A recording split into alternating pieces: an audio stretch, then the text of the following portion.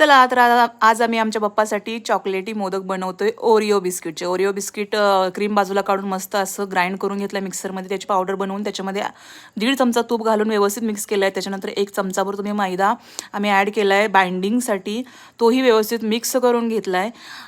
त्याच्यानंतर ही प्रोसेस झाल्यानंतर थोडंसं दूध घ्यायचं आहे आणि थोडं थोडं करून त्याच्यामध्ये मिक्स करायचं आहे आणि घट्टसर असा एक गोळा बनवून घ्यायचा आहे. जर तुम्हाला एक्स्ट्रा गोड वगैरे हवं असेल तर तुम्ही त्याच्यामध्ये पिठी साखरही ॲड करू शकता, पण ओरिओ बिस्किट ऑलरेडी खूप गोड असतं त्यामुळे आम्ही ॲड केलेली नाही आहे. असा घट्टसर गोळा मळून झाल्यानंतर मोदकाचा साचा घ्यायचा आहे, त्याच्यामध्ये व्यवस्थित सारण भरून घ्यायचं आहे आणि मध्ये जे घालणार आहे आपण ती एक्स्ट्रा राहिलेली आपली जी क्रीम निघाली होती ती मध्ये आपण स्टफ करून घेणार आहे आणि व्यवस्थित स्टफ झाल्यानंतर त्याला शेप देणार आहे. तर अशा प्रकारे सुंदर असे गोड चॉकलेटी मोदक तयार झाले आहेत, जे तुमच्या बाप्पालाही आवडतील आणि घरातील लहान मुलांनाही.